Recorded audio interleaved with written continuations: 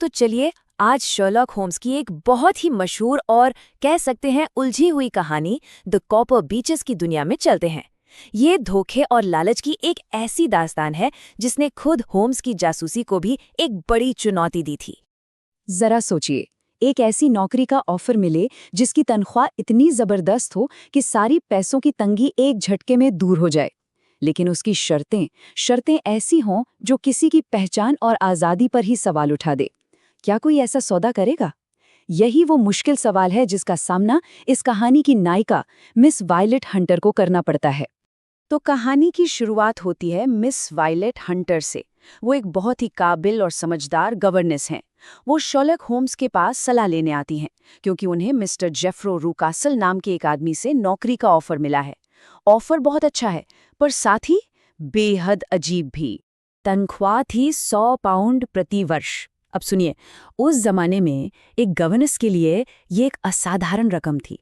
ये सिर्फ पैसा नहीं था, ये मिस हंटर के लिए आर्थिक रूप से अपने पैरों पर खड़े होने का एक शानदार मौका था। और शायद यही वजह थी कि इतनी अजीब शर्तों के बावजूद वो इस नौकरी के बारे में सोचने पर मजबूर हो गई। शर्तें देखिए, अपने सबसे कीमती लंबे बाल कटवा लेना, एक खास नीले रंग की ड्रेस पहनना और बिना कोई सवाल किए बस जहां कहा जाए वहां बैठ जाना। ये किसी नौकरी की शर्तें तो बिल्कुल नहीं लग रही थी, है ना? ऐसा लग रहा था मानो किसी बड़े और गहरे राज पर पर्दा डालने की तैयारी हो रही हो। होम्स ने उन्हें साफ साफ चेतावनी दी कि इस मामले में कुछ तो बहुत गड़बड़ है, लेकिन मिस हंटर की आर्थिक मजबूरी ने उन्हें ये जोखिम उठाने पर मजबूर कर दिया। तो उन्होंने नौकरी स्वीकार कर ली और हैम्पशायर के द कॉपर बीचेस एस्टेट के लिए निकल पड़ी।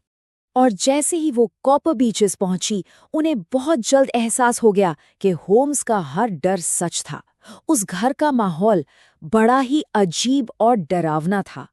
कुछ ही समय में उन्होंने घबराकर मदद के लिए होम्स को एक टेलीग्राम भेज दिया। पहला बड़ा सुराग तब मिला जब मिस्टर रुकासल ने मिस हंटर को वही नीली ड्रेस पहनाकर खिड़की की तरफ पीठ करके बिठा दिया और उन्हें हंसाने के लिए मजेदार कहानियां सुनाने लगे। लेकिन मिस हंटर बहुत होशियार थीं। उन्होंने चुपके से अपने छोटे से आईने में देखा कि सड़क पर एक आदमी लगातार उन्हीं को देख रहा था। अगला खुलासा तो और भी ज्यादा परेशान करने वाला था। उन्हें अपनी दराज में बालों का एक गुच्छा मिला जो हूबहू उनके ही ताजा कटे हुए बालों जैसा था। अब ये बात लगभग पक्की हो गई थी कि इस घर में उनसे पहले भी कोई था और अब उनकी मौजूदगी का इस्तेमाल किसी भयानक मकसद के लिए हो रहा था। और फिर था घर का वो वीरान हिस्सा जहां जाने की सख्त मनाही थी। एक कमरा जो हमेशा बंद रहता था और जहां से कभी-कभी किसी के रोने जैसी, सिसकने जैसी आवाजें आती थीं। सस्पेंस अब अपने चरम पर था। तो बस मिस हंटर का टेलीग्राम मिलते ही होम्स और वॉटसन फौरन कॉपर बीचेस पहुंचते हैं। वो सही मौके का इंतजार करते हैं और जैसे ही मिस्टर रूकासल घर से दूर जाते हैं, वो इस रहस्य की तह तक जाने के लिए घर में दाखिल हो जाते हैं। उन्होंने हिम्मत करके उस बंद कमरे का दरवाजा तोड़ा, ये सोचते हुए कि अंदर कोई कैदी मिलेगा। पर अंदर अंदर तो कमरा पूरी तरह से खाली था। हाँ, खुली खिड़की और छत से लटकती एक सीढ़ी ये साफ बता रही थी कि कोई अभी-अभी वहां से भागा है।